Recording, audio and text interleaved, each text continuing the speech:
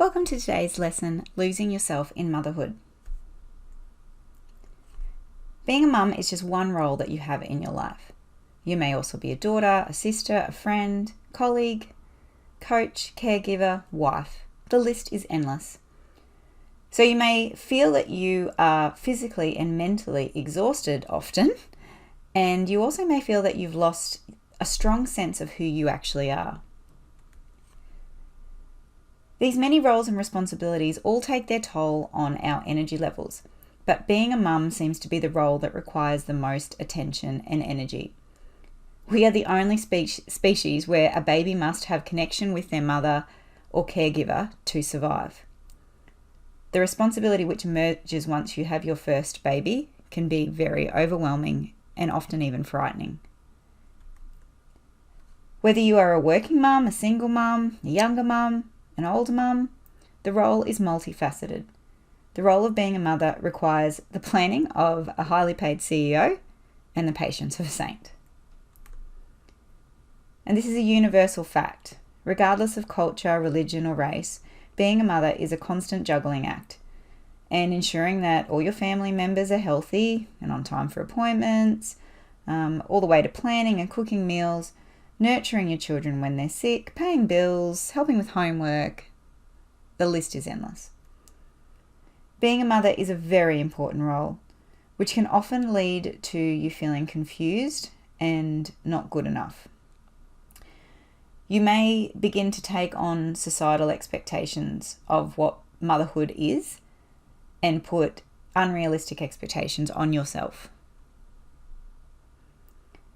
If you actually do a Google search of what a good mother is, I found this definition came up first. A mother is a selfless, loving human who must sacrifice many of their wants and needs for the wants and needs of their children. This expectation is very unhealthy for mothers. A mother who actually sacrifices many of her own wants and needs will result in a woman who is depleted and broken and will therefore not be of any benefit to her family.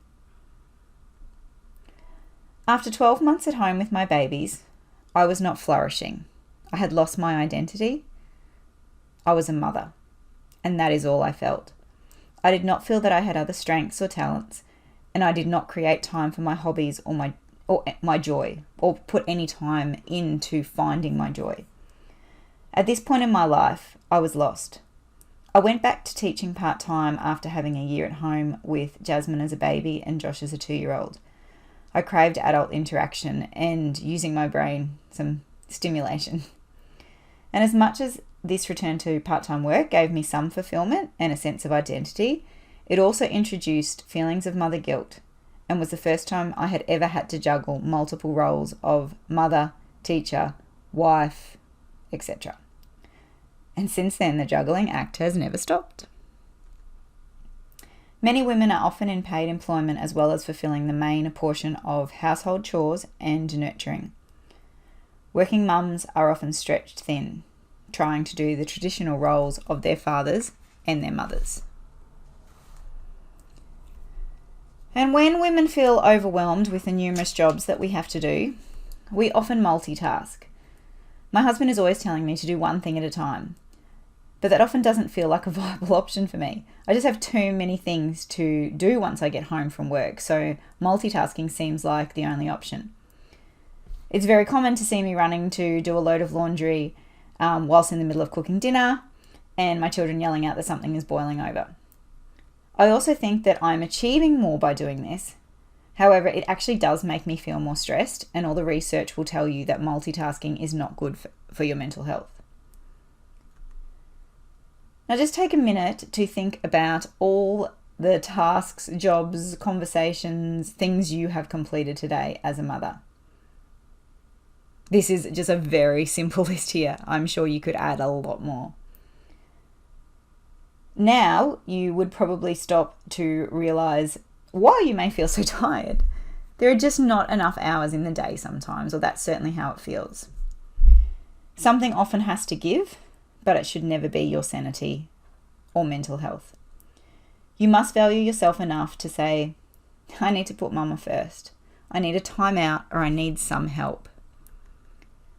Support systems are so important, and if you don't have family or friends close by and you are feeling alone, then I suggest that right now you step into your power and reach out. Facebook groups, mothers groups, put a flyer up at kindy or school and ask to meet up with others.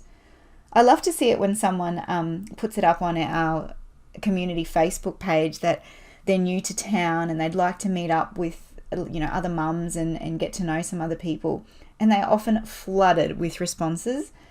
It makes me realize how beautiful women actually are to support and nurture each other. We are a sisterhood and we must help each other. Do not let your limited beliefs stop you. Know that you would help others who needed that support and connection.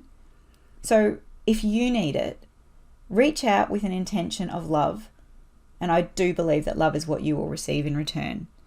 I hear so many mums saying that they're running from here to there, so many things to do, dropping off children. And when I suggest, can you get someone else to help out? They're like, oh yeah, but I don't want to ask. Just remember, it's okay to ask.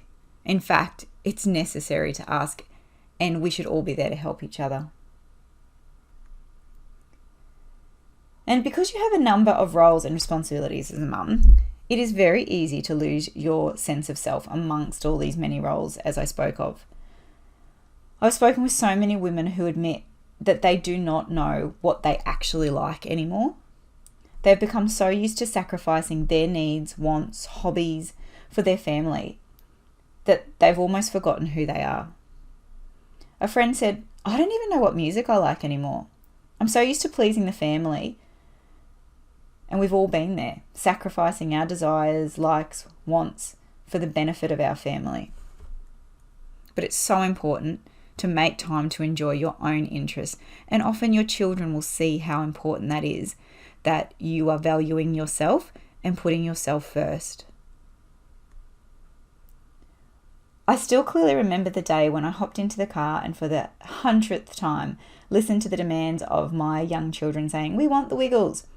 I started to play the Wiggles, but stopped and thought, I do not want this to be my life for the next 5 years. And from that day on, no children's CDs ever entered my car.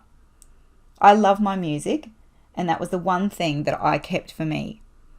And funnily enough, my children loved it anyway as they grew up, and now have a really great eclectic sense of music and really enjoy all different types of music. And I think that's because that's what I introduced them to when they were young. So make time to enjoy your own hobbies and take some time out for yourself. And always remember that being a mother is about what you do.